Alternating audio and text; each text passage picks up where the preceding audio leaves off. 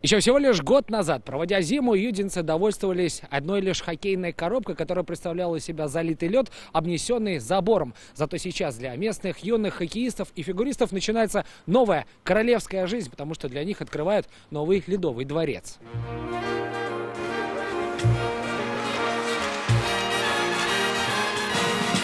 В это время на новом льду страсти похлеще, чем в серии у Акбарса с «Авангардом». Здесь хотя бы есть интрига. Эти крепыши на коньках словно молнии рассекают по площадке. С такой ареной они ближе к мечте играть в КХЛ. Покрытие соответствует всем современным требованиям.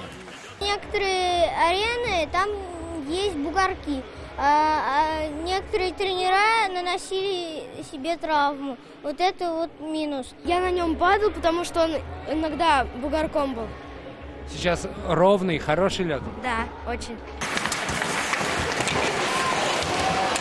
Скоро эти ребята усилят Акбарс. Наверное, с такими мыслями сегодня на юных хоккеистов смотрел Рустам Минниханов. Ведь вчера барсы так обидно вылетели из плей-офф. Именно президент дал старт строительству арены в августе.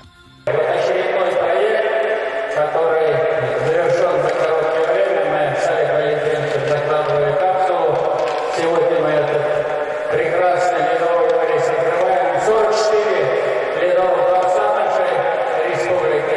Не только новый дворец, обновились дороги, фасады домов, строят футбольное поле и отремонтируют Юдинский дом культуры. В честь столетнего юбилея в благоустройство поселка вложили $1 миллиард. Юдин вообще отлично преобразился за последний год. И теперь вот сюрприз ледовый, арену сделали. Дети ходят у нас заниматься сюда. Спасибо большое. Сами-то ходить будете кататься? Буду. С внуками. Очень хорошо. Мы ездим далеко, вот мы теперь будем здесь заниматься фигурным катанием. Совсем скоро ледовая арена откроет двери перед жителями поселка железнодорожников. Все желающие смогут опробовать новый лед уже с 8 марта. Сергей Хайдаров, Андерс Интальцев, ТНВ, Казань.